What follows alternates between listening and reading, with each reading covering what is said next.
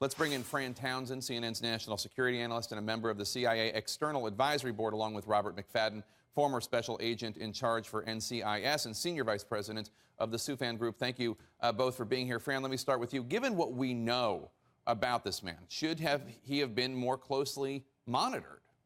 You know, Jake, I think we've got to be realistic about the number of people that express these views. I used to say when I was in the White House, you know, what I cared about were people who were trying to kill us as opposed to people who just hated us, right? Yeah, I mean, you have limited resources, and you've got to use them very, very carefully. And so it's unlikely that this guy, as crazy as he was, as awful as he was, and as horrific as this crime is, would have risen to the level of requiring police and investigative resources. The one thing I will say is he was writing these really offensive, horrible letters to the families of soldiers who fought in Afghanistan. That might have raised the bar for this guy, but I have to tell you, there are a lot of people who express those sorts of views that don't get law enforcement attention and resources. And this underscores how easy this kind of an event is for a lone wolf and why the U.S. government is so concerned about it. That's true, Fran, but I mean, there were criminal charges against him. We're still learning more, and we'll talk about more about this in the days to come. But it wasn't only that he preached hatred, he actually had committed acts of violence. That's right. Although, what we know is that there was the attempt, we believe he's been charged in a case against the attempted murder of his wife, sexual assault cases, but nothing as bad as those are, Jake. Those aren't the sorts of things that raise him on the sort of scope of counter-terror forces. And I think that's the difference here. As bad as this guy was, and as much attention of a sort of local law enforcement as he had, it wouldn't have necessarily brought him onto the screen of national counterterrorism forces. Robert, how closely can we expect the U.S. to work with Australia in this investigation? How much does Australia need our help, for that matter? You can expect it would be a very close working relationship.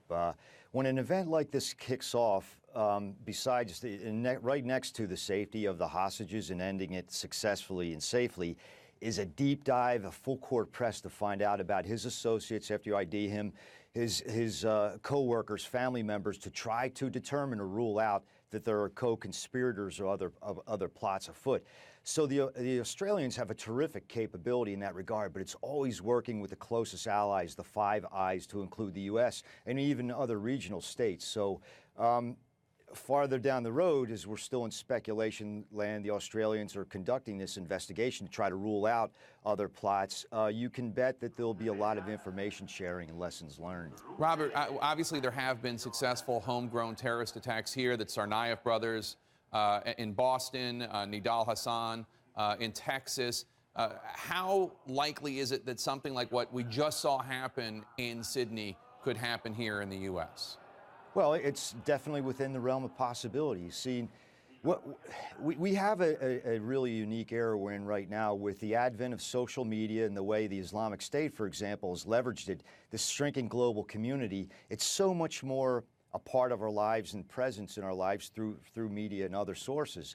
So if you have an individual or small groups where they might be taking those constructive steps towards violence, there's a whole range of different motivations. It just seems overwhelmingly right now it's this bizarre form of Takfiri Islam, but there are other, though by less percentage, situations where, for example, far right-wing extremism might be the tipping point to motivate an individual or small group to act out. Fran, what's the next step in the investigation?